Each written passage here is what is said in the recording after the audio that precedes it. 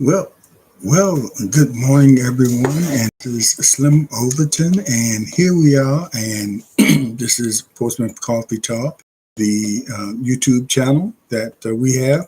And of course, we've been on hiatus for since the summer, and just making our comeback. And we will be back on November the 10th. That's next Monday. And if you all are seeing this live on November the 10th, Coffee Talk will return,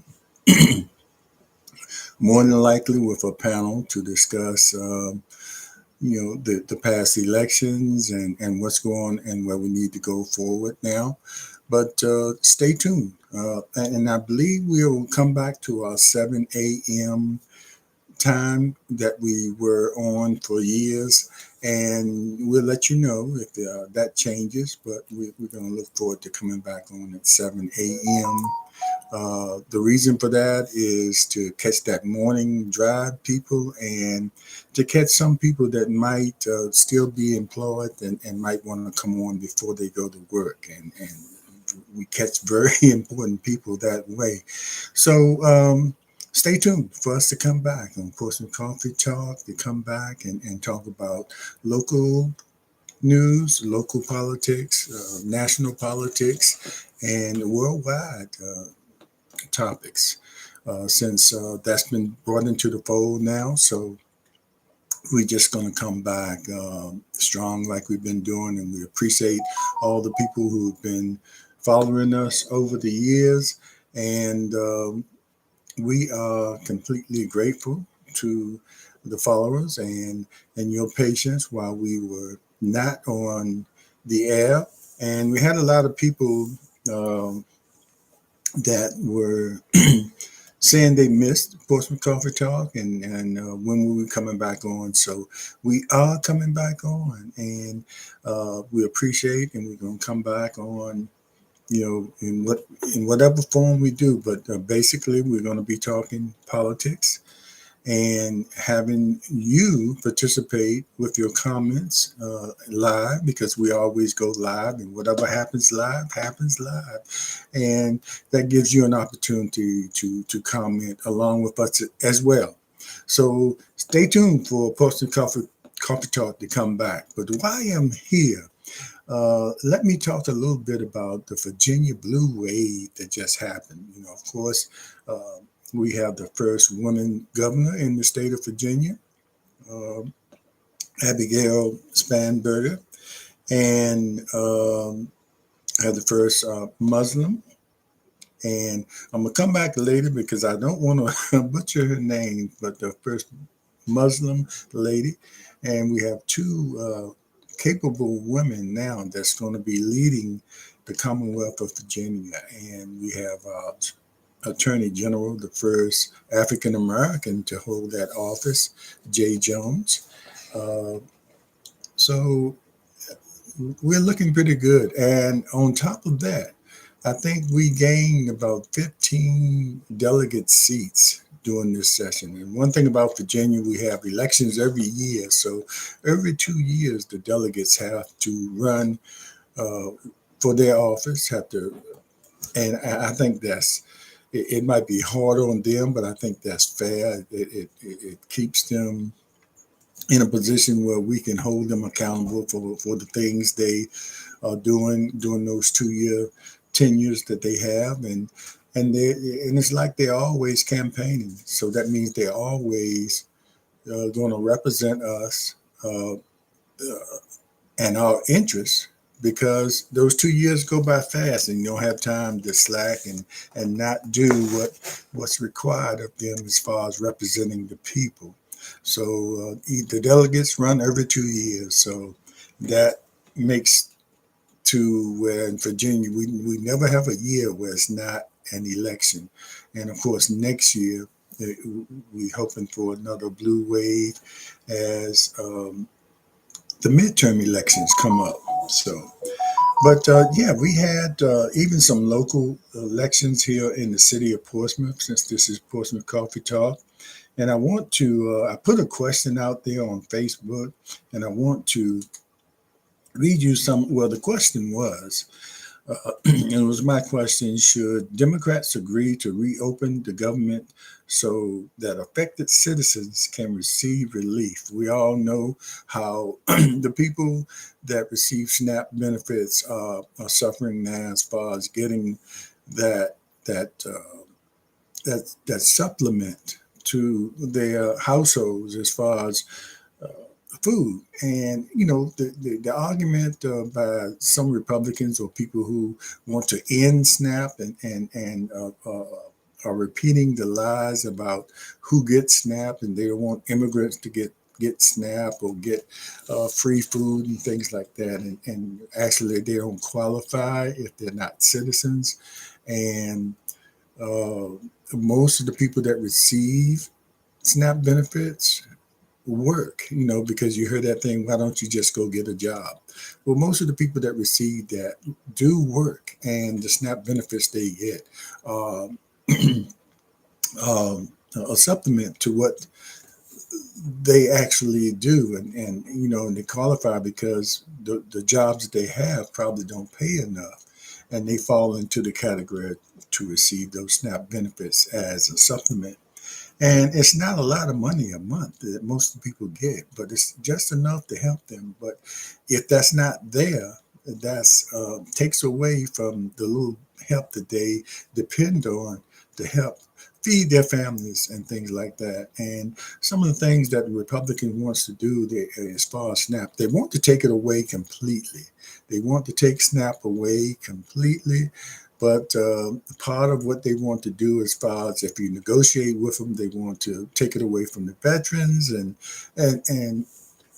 they create this atmosphere of how bad SNAP is and how wasteful the money is.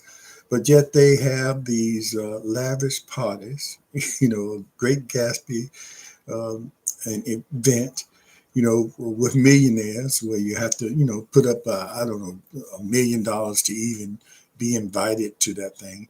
And how ironic is that? Trying to take away, uh, benefits from a working class citizens, but yet you spending all this money. It's just crazy. You've seen it in the news how much money Argentina got, 40 billion, I believe, and the money that's going to cost to build a ballroom in the White House, and all these things doing at the same time, talking about we're wasting money helping citizens, excuse me, helping citizens out that need the help.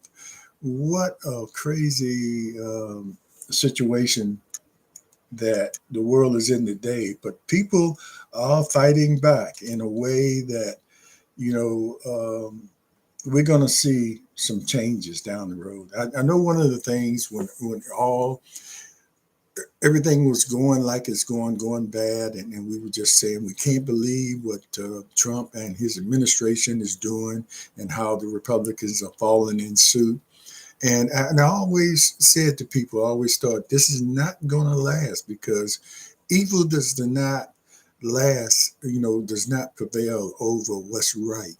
At some point, all this is going to break down, and we're seeing the beginning of that now with this the three states that that were in the news leading up to this election: New York, um, uh, New Jersey, and Virginia, which is a part of that blue wave that I was talking about that we have here in Virginia.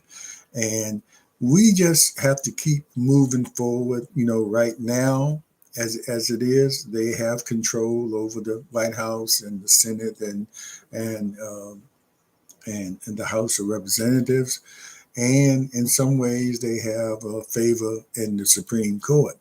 So, but that shouldn't stop us. We shouldn't lay down and say, "Woe is me! What can we do?" Excuse me. I'm sorry. Lay down and say, "Woe is me," because we're seeing the people fighting back now.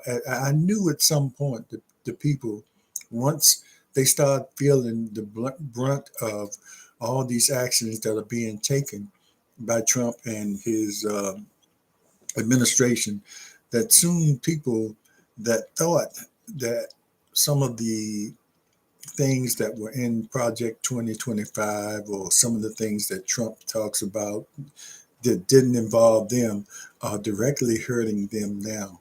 And sometimes that's what it took. That's what it takes. And we talked about that on Portsmouth Coffee Talk for years leading up when we were talking about Project 2025 and trying to tell you what to expect. The Colonel was very good in forecasting, Colonel Thomas Chapman, and forecasting what it might look like if we let Trump be reelected. And everything that the Colonel said, I have to say, has come, has become a reality. And we kind of knew that then, but and I think one of the things the Colonel said was people are going to have to feel it. They're gonna have to feel it before they really see the light, and that's what's happening now. But anyway, let me go back to the question that I asked about.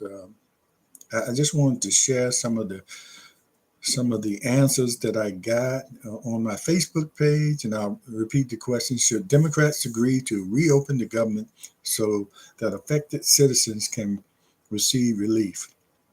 Trump and his, I have that in parentheses, his, that means he has total ownership over some Republicans, are holding the line, even in the face of court orders. Uh, and who does that? Usually, people that go before court and you get a court order, you either comply or you in contempt, and you know where you end up after that. But should Democrats look for immediate relief for affected citizens while continuing their cause? And the reason I asked that question too, because maybe it's some things that we can do to help the people that are affected by these lacking SNAP benefits, because it looks like Trump is going to hold the line. He doesn't care if the people don't eat. Even in them sort of complying to the court order, they saying it's going to take a long time for them to roll that out, because the money they're going to have to tap into a fund that's there for defense and war purposes, and I think actually those funds are there for emergency things just like this SNAP benefit. But you can't believe all the hype. But anyway, and my thought is I really hope they hold the line, and we figure out ways that we can help the people that being affected by the whole lot of these SNAP benefits, because it's not going to stop there. It's going to continue if they give in. And we're dealing with a dishonest administration that lies, that if they give in and everything, it will be no negotiation. I heard some people, I heard Charlemagne say, give up the fight. The people are suffering, just give in. But he's leaving out the fact, Charlemagne. And I respect him. He has a national platform on the Breakfast Club and everything like that. But he's leaving out the fact that who we're dealing with, you know, and all of us are sympathetic with the people not getting the SNAP benefits. But at what cost? If they gave in now, it's going to affect a lot of other people. You're talking about in insurance and the Affordable Care Act, as far as people being able to afford insurance.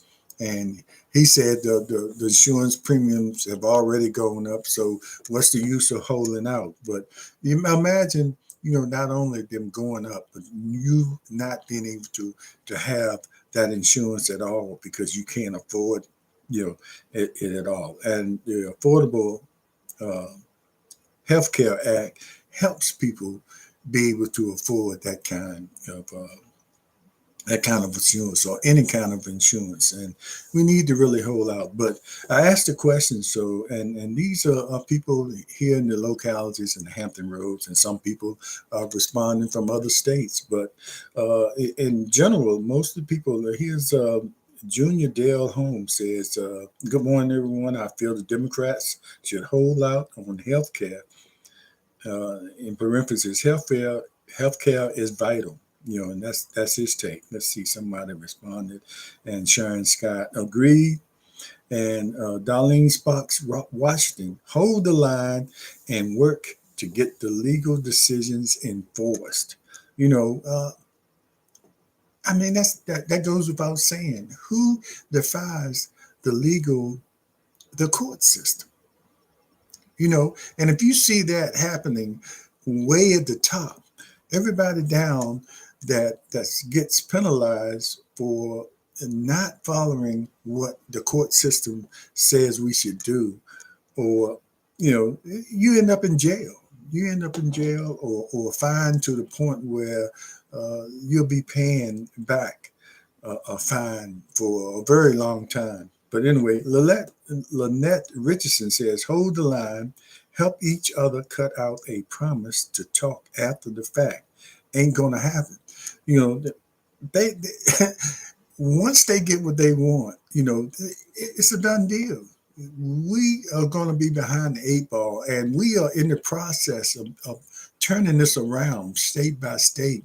And the three states I mentioned earlier, New York, New Jersey, and Virginia. So we have to hold out because we're not quite there yet. They still have the power to make things a lot more difficult for a lot of people. So hold the line. Costello Williams says, hold the line because I fear the outcome will be so much worse for so many. And I agree with that. People need health care to survive. Congress enjoys the best health care that we can pay for, yet the taxpayers are suffering, and he tries to hold out Obamacare or Affordable Care Act. And, he uses that Obamacare. It's really the Affordable Care Act.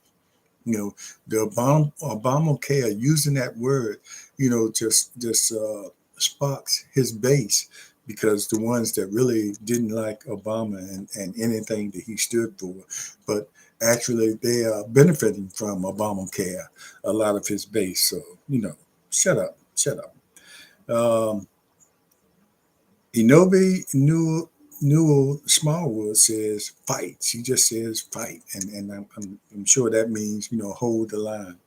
And Nina Francis says, I agree with most. Hold the line. As a community, we should be doing all we can to help those in need because of this. And like I said, the Democrats and legislators should look for all kinds of ways to help those people that in need, because they're not getting their SNAP benefits. And as a community as well, we should be chipping in as much as we can to help those people, especially if we feel like they should hold the line and hold out, because it could be much worse if we give in to this. So we have to contribute as much as we can. And there's no shame in going to these food banks and supplementing your food supply. I've done it. Many people have done it. Um, so, just hold the line. Ethel Miller says, hold the line. Simply hold the line. And Kimberly MH says, yes, my issue in my mind is that they can't really be trusted. It should never have gotten to stopping the pay of workers. Yes, continue to fight. Stop attacking, attaching so much to a bill to continue damaging our country and our most vulnerable citizens. We need healthcare to be affordable and available to all. And a key word to what she said, what Kimberly said, was the attachment of uh, other things to the bill is one of the reasons the Democrats are holding out, because the Republicans have so much attached to it, and that's been a tactic of in politics for a long time. You see people turning down or voting against bills, and you thought they should have passed. It's because it's other things attached to that bill that might hurt you more than them approving something that is more visual to the people. You might see, but you don't see all the things that are attached to that bill. And that's why you see some of your representatives voting against something that you thought they should have voted for.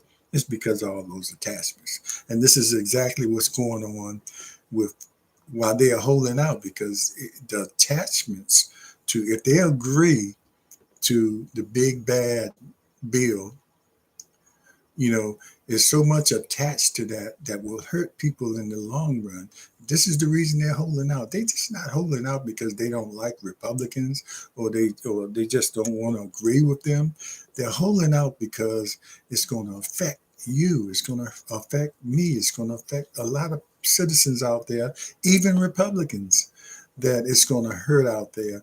And people need to know this is the reason why. And I think most people do know, or starting to get it.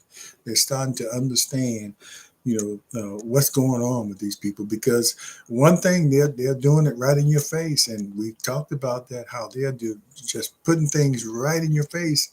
And a lot of times you're not paying attention if you are supporting them to the point. You're a die-hard supporter as a MAGA person, or just want to support Republicans, or you like Trump and believe, the lies that come out of his mouth, or you are just brain dead to reality. So, people are starting to wake up, because it's starting to either hurt them in their pocketbooks or their bellies. You know how they used to talk about, so hungry, the front part of my belly is to my back. We don't want to get to that point where people are so hungry that, that's the case. And we can't let that happen. And I don't think communities, I don't think the Democrats will let that happen. We'll find ways to make sure these people that are losing those SNAP benefits will somehow benefit from the benevolence of, just everyday people, giving, to community services, or whatever it takes. If you know someone that gets SNAP benefits, and they're not getting it, and they're your neighbors, look out for them. Make sure that their families are fed, and because most of them are working, and are not the stereotypes that the Republicans are trying to make you think that the people that are getting SNAP benefits are. It's not true. They just want to cut where they can cut to benefit them, on the other end, because you can see they don't care. I mean, it's obvious they don't care, because why would they be spending so much money? They're spending millions and billions of dollars right in your face. But on the other side of their neck, like talking on the other side of their neck, they are saying that we need to cut expenses, because we are trillions of dollars in debt as a country. So we need to cut these benefits. And you had Trump come right on and say he's going to cut benefits, cut things that benefit Democrats. I mean, he just said it. He said it right out. And you see all the other things he's doing, just pivoting a little bit, as far as the sending the National Guard in different cities. They're all blue states. They're all blue cities. Hadn't seen any troops go into Alaska, which has a very high crime rate. Nobody says anything about that. But anyway, uh, Nina Francis also says, I also have to mention, sorry, if we had held the line in March, we wouldn't be going through this so close to the holidays, and she's exactly right. Some things that we should have done early on that has us in this position now, and it's the holidays. And who has such a cold heart leading into the holidays to hold out benefits, food benefits, that the holidays is based around so much food. You got Thanksgiving, you got Christmas, and all that's based around family and food and uh, having a good time and just the end of the year sort of thing where you're relaxing and uh, getting ready for the next year. And we're going into the holiday season, some people wondering where the next meal is coming from.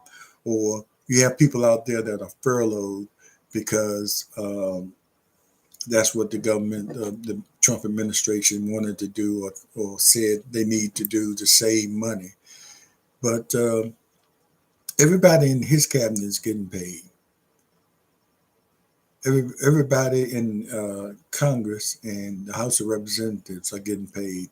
You have some people that are not taking their checks while this is going on, and you don't hear a lot about that and who's doing that.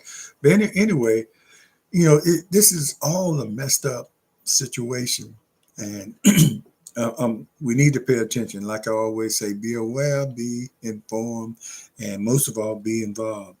Uh, Doris Teen Ward says Virginia took a stance in November 3rd. Hold the line will be forever bending. ER will return to being doctor's office. Healthcare is important. Oh yeah.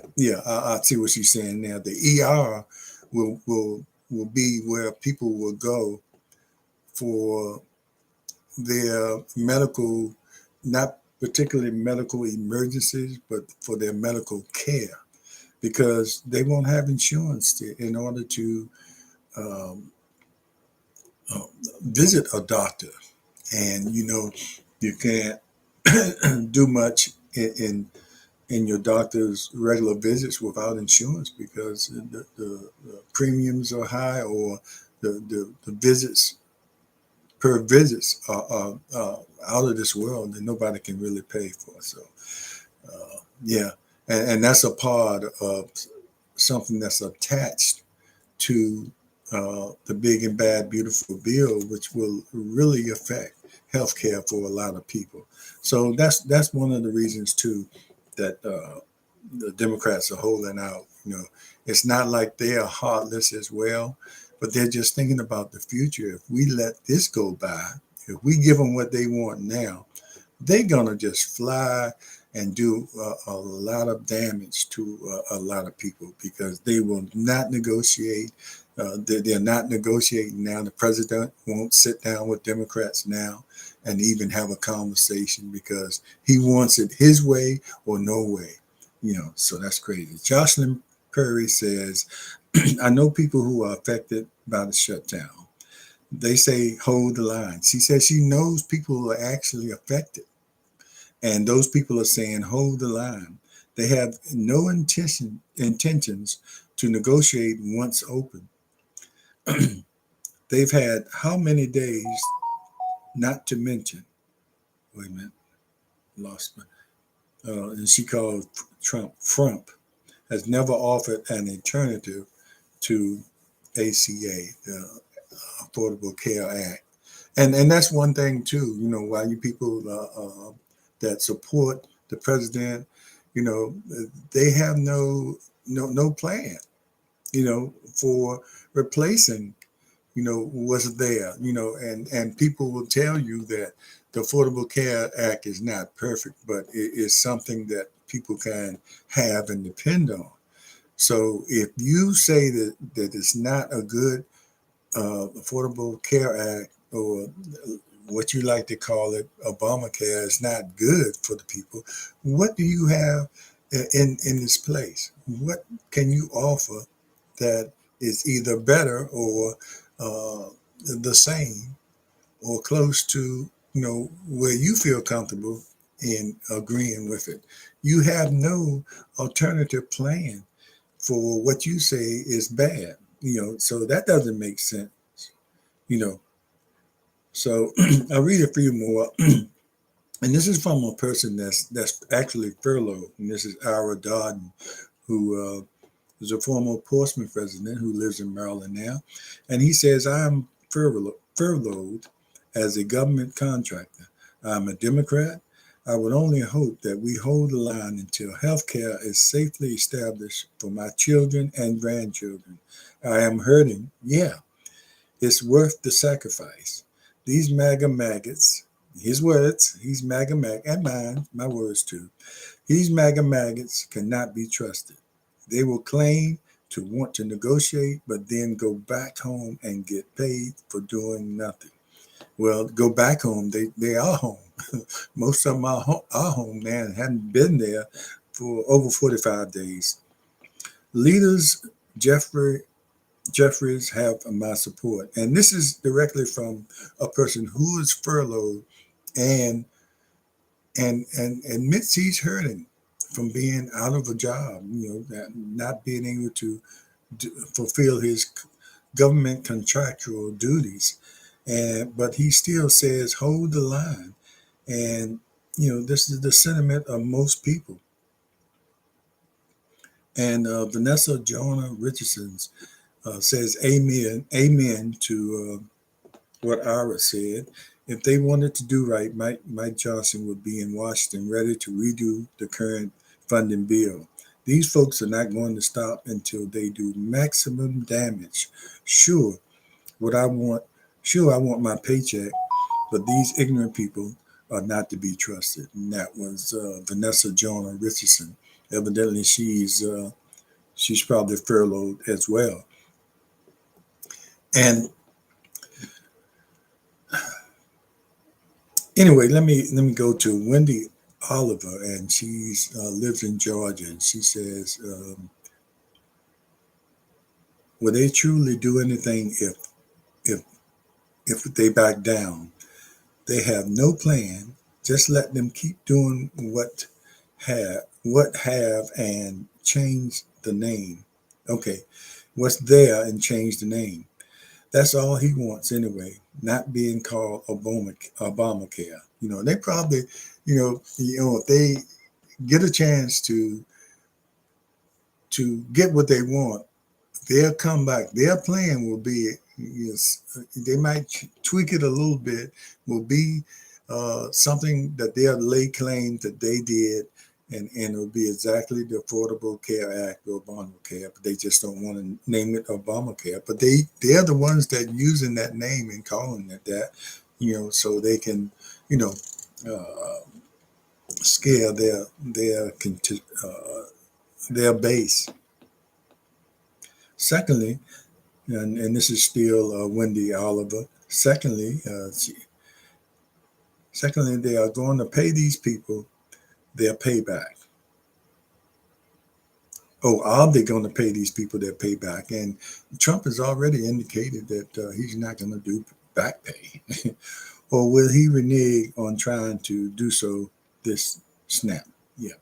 Karen Scott says Dems hold the line. The Dems have proposed stand-alone legislation to deal with SNAP. However, Mike Johnson refuses to call back the House. If the CR passes with no exit to uh, subsidies, people will be left with sky-high premiums, then go without people. And the reason I'm chopping up this reading, because some people, when they give responses, they shorten their responses, and so I'm just trying to interpret what people actually saying. But basically, Sharon Scott says, hold the line, and voters last night agreed. And that is so true. Voters are telling you what's coming, and how people are feeling. I mean, overwhelmingly, most of the people that won by big margins, and even the tight races were won Anyway, I mean, that's a victory is a victory. So even the tight races, people showed, you know, what the majority was feeling and how they wanted to see change as well. And that's what that's what that's what change does. It makes people come out and look for a different outcome. That's what's going on. And Costello Williams says, "Hold the line because I feel the outcome will be much, so much more worse for so many people. People need health care to survive. Congress enjoys the best health care that we pay for. Yet taxpayers are suffering, and he tries to put Obamacare." I think I read that. But anyway, that's just a few comments from people to the question that I asked, should we hold out? And I know some people, I just didn't get any here. Gail Gilmore says, hold the line. I just didn't get any people on this particular feed, and maybe I will, as it stays up on Facebook, that were uh, against Robert Harris Jr. Continue their cause, um, and I guess and Faye Vanderhost says no, hold the line, and I. Either people that oppose me are not on my feed or they're not responding. But I'll come back later if we get any people who are opposed or who want to really open up the government and see what their reasons are for doing that. But so far, yeah, since I put this up and it's been about an hour that it's been up, all the people that are responding um, are in favor of holding the line. And sometimes you have to sacrifice what you have to do what you have to do in order to get what you want. You go back to the Montgomery bus boycott. Those people really end up getting and it took a year of walking to work or carpooling to work and not riding that bus, and they almost ran the bus company into bankruptcy. And sometimes you just have to sacrifice and to make things happen, especially if you don't, on the other end could be much worse. And we got to stop this red machine. And I'm not against all Republicans because the two-party system is what it is, and that's what we have to deal with. But there are Republicans. It's just been disappointing that most of the Republicans holding the line for somebody like Trump. Uh, and you're starting to see some Republicans speak up a little bit, but not enough to make enough noise so far that will make the change. They're falling pretty much lockstep with what Trump wants. And at some point, they're going to have to really represent their people. Right now, they're not representing their people. They're just listening to Trump and Mike Johnson. And Mike Johnson is uh, a flunky for Trump and does everything he does. And you got all these people in all these different positions that should be working for the people, but they're actually working for Trump. And it's the craziest thing we've ever seen in history. And this is going to go down in history. Years from now, Trump thinks he's going to go down in history as one of the greatest presidents. He's going to go down in history as one of the worst presidents in history of the United States, because he's continuously making history and adding to that fact that I just said. The more he does, the more he thinks he's doing the best. Just listen to him now. He sits there on interviews, people that allow him to interview, and says this is the best economy. He's done all these. He's solved 10 wars throughout the world, and people are still fighting and killing each other. But he's just running on his jet from place to place, not spending enough time to really do anything of significance, but just to say I went here and I went there and I talked to this. And then as soon as he gets on the plane, all the people he just visited probably laughing at him and talking about how stupid he is and how crazy he is and what is he trying to do because he wants to be like them and uh, we a lot of people in this country have let him get to that point by re-electing him. Okay, we did that. He's here, but now we have to fight, and I think we're starting to come around. It's still a real battle, well, a war to get to the point because it looks like he's going to be here for a while, but we can weaken what he's trying to do by showing our strength. And our strength comes in our vote. And we did a lot of voting. We did a lot of things, but as I talk about, and I'll do another show where I dissect what we did here locally. I think locally, well, at least in the city of Portsmouth, we did like 44% was the voting, how we came out. We have like almost 70,000 people registered to vote, and 31,000 people voted. You know, out of 70,000, almost 70, it's like 69 and something, almost 70,000 people registered to vote. And we have like 90 some thousand citizens in Virginia, but not all of them are eligible for voting, but a lot of them still are. But anyway, 70,000 is a nice percentage of that who are registered, but we only get 31,000 people to actually go out and vote. And it shouldn't be because it's an off election. It's not a presidential election because in the state of Virginia, we are used to voting. We vote every year for something. And so, but even during the presidential election, it all depends. I think the last time we really had a really high percentage of voting and was when Obama first ran.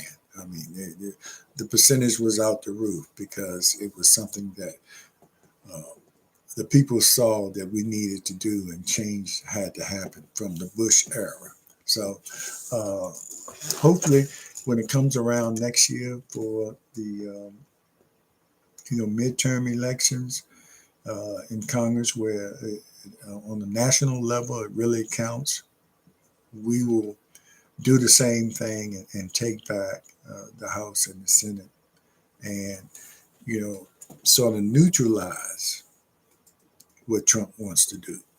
Because he cannot do what he's doing now if he doesn't have the House and the Senate.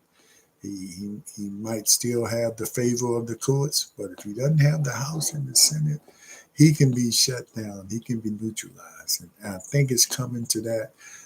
We got a small sample of that this past election yesterday, how people feel and the direction people want this country to go. And even with the gerrymandering and the redistrict, if you want to redistrict your area in California, they voted overwhelmingly to. And then what Governor Newsom did was leave it up to the people whether they wanted to redistrict or not, and how they want to do it. So the citizen says yes, they agree with him, and that's one thing too. When you give it over to the people, because that's what the Constitution and that's what the United States is all about.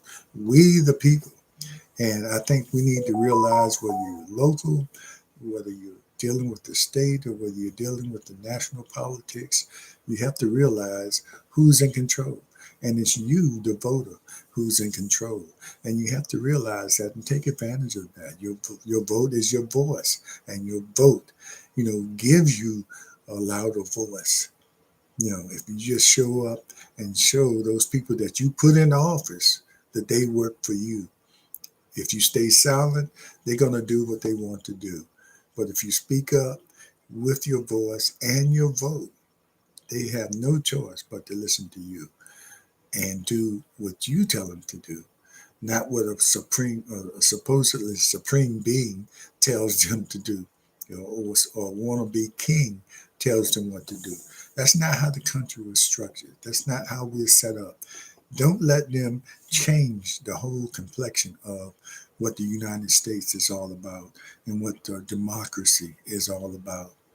We don't need to be changing now. We don't need to be, you know, going to some other kind of way of governing.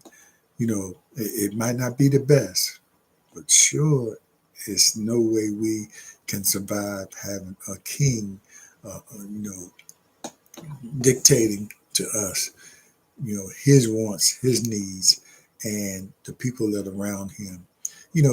Think about back in the day when it was a caste system where all the well-to-do people were in a certain caste class, and everybody else below them were called peasants. Peasants that they collected tax from, whether they had it or not. And if they didn't have it, they put them in jail or whatever, sacrificed them, their lives. Isn't that sort of what you see trying to happen now, where the rich are the ones that are in power? It's nothing against being rich, being a millionaire, a billionaire.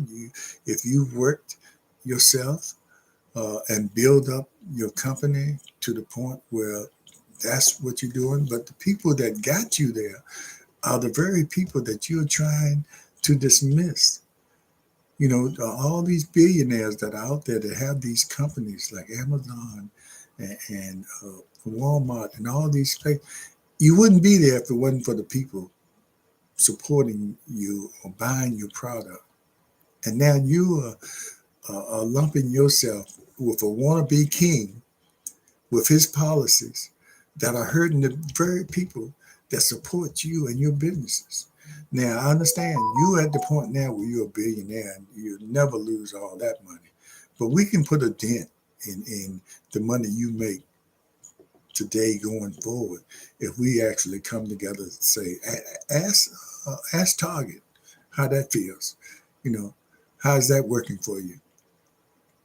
When people decided they were going to buy, and mostly African American people decided that they were not going to shop with you anymore.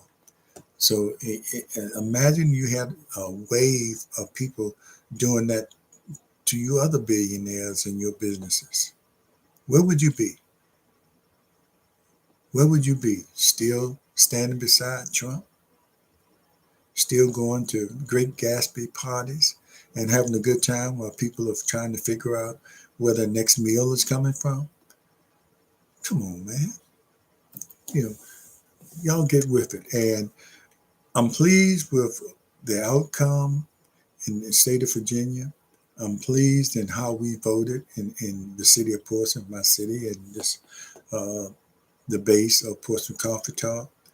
I'm not pleased with the percentage of people that came out to vote, and I hope that improves, especially next year for the midterm elections, because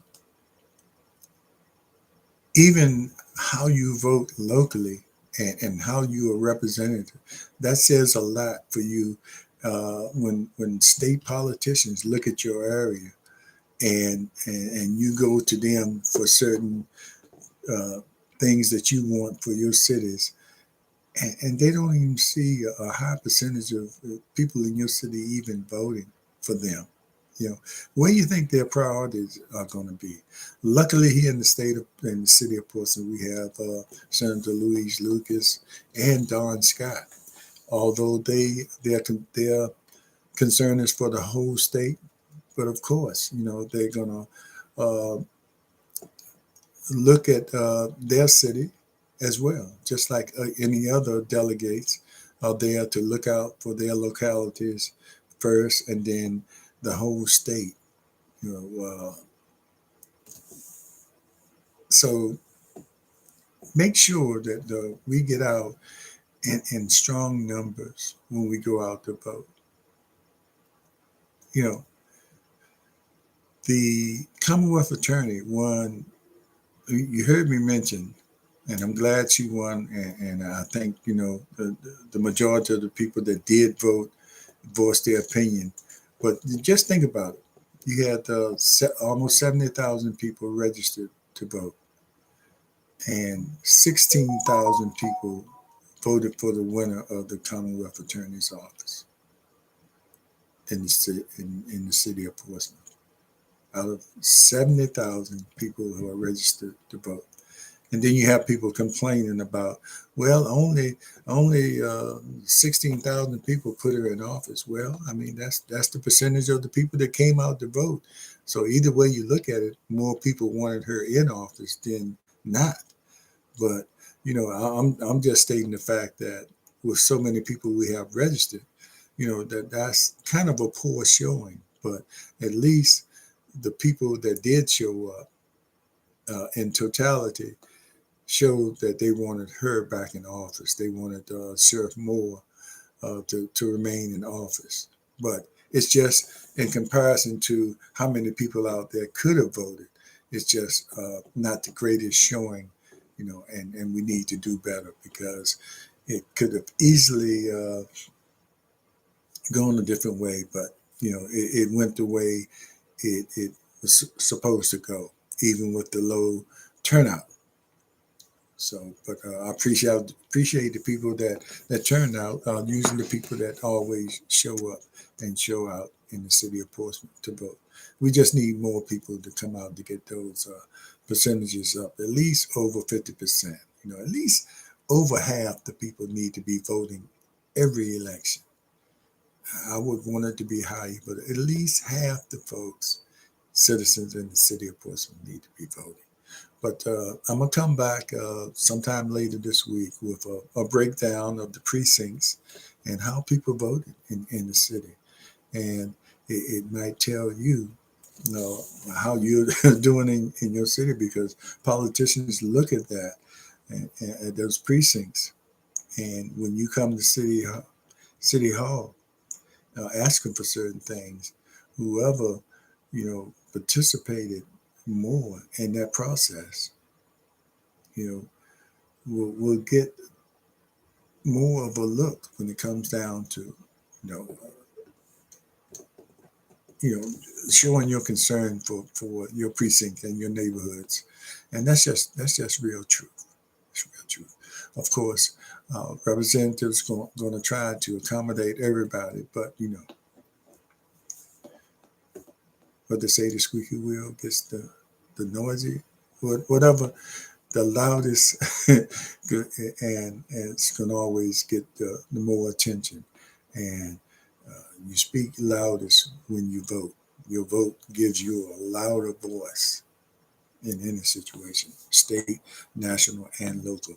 Okay, I talked enough. I talked probably too long, but I just wanted to come on, and the main thing was to say we're coming back with Portsmouth Coffee Talk on November the 10th, and hopefully we'll have a panel. And if you see a scrubby look on me, just trying to see if my beard will come in, and then we'll tighten it up if it comes in like I really want it to.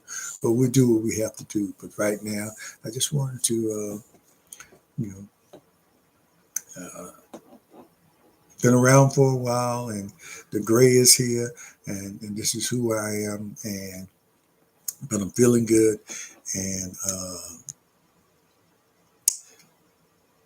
I'm my authentic self, So. Thanks a lot, everybody, for watching. And again, I'll repeat, thanks for supporting Portsmouth Coffee Talk all these years. And we look forward to returning to you and to sharing information, to having expert guests on, or interesting guests, or entertaining guests, to talk about the politics and where we are in the world, where we need to be, and hopefully come up with solutions, solution-driven conversations that will help the people that watch us, and you too can be involved by sharing what you think we should be doing, just like I read the comments from the question I put on Facebook, you know, all the different comments that people made. That's what we will be looking for that on Portsmouth Coffee Talk during our live shows where you can actually comment in real time or ask questions of the guests that are there. And there are times where we can bring you on live if you want to come on live and actually participate in real time. So stay tuned for some great things as we return with Portsmouth Coffee Talk. And it's the main focus of Portsmouth Coffee Talk is going to be political.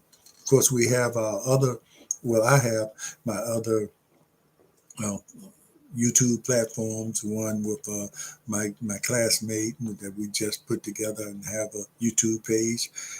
Our take on it with Slim and Shona, and we have fun on there talking about serious topics and talking to classmates and just talking about general things that happen between P Town and ATL, where she lives, and I'm here in P Town. So stay tuned and watch that. We are on every Tuesday evening at 7 p.m. And also you have my Slim Nation one-on-ones experience where I have one-on-one conversations with different people from all walks of life. So stay tuned for that too. And that's usually on mornings uh, at 8 a.m. and sometimes in the evening. I come on to accommodate the guests that agree to come on and their schedules. So we might pop up anytime, but all these shows are live. But get ready for Portsmouth Coffee Talk to come back and come back strong. And we'll see you there. And I already said it, but make sure you be aware, be informed, and most of all, be involved. Thank you. This is Slimo. Take care.